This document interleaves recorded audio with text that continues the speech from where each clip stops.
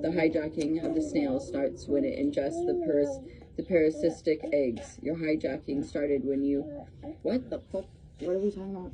Page 182. When you get caught up in chronic worry, it doesn't just disturb your peace of mind. Chronic worry leads to systematic changes in the way you think and behave, just as the parasitic flatworm changes the behavior of the snail.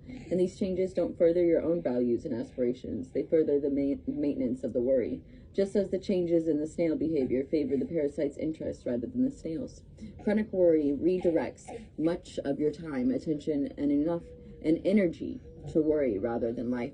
This is where I think if someone is trying to provoke me, and if I begin to become worried, that is energy that I am exhausting towards something that is not serving me purpose. So instead, if I pour into being reassured, understanding, patient, loving, kind, compassionate, forgiving, I will find that I'm less worried about certain people, and I can replace that with, you know what, all is good in good time.